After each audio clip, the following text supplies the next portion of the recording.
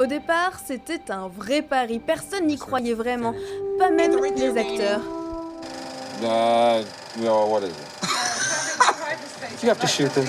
Traveling through hyperspace is like Dustin Crop's kid. Without precise calculations, we fly too close to a store. They're bounced into a supermarket and then... Et pourtant, mai 1977, Star Wars sort en salle, le carton est immédiat, il reste même à l'affiche une année entière.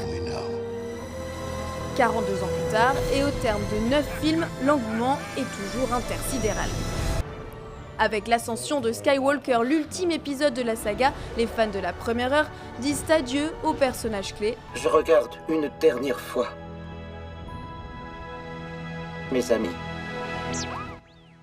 Le métal jaune de C3PO, Anthony Daniels le connaît très bien, c'est l'un des seuls acteurs à avoir participé aux 9 volets de la saga. Je ne voulais pas jouer ce rôle, jusqu'au moment où j'ai vu une peinture du robot et j'ai lu le scénario. Et l'écriture de George était si pertinente.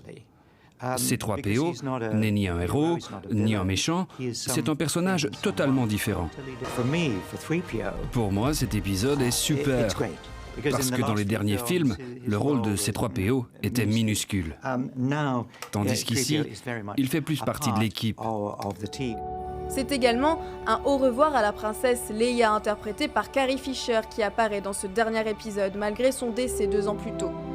C'est donc un opus presque hommage que réalise ici J.J. Abrams, qui avait déjà dirigé sous les conseils de George Lucas l'épisode 7 en 2013.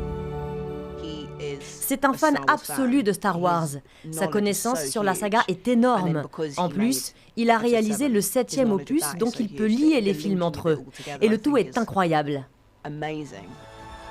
La recette parfaite pour faire perdurer le culte de la guerre des étoiles avec une toute nouvelle génération.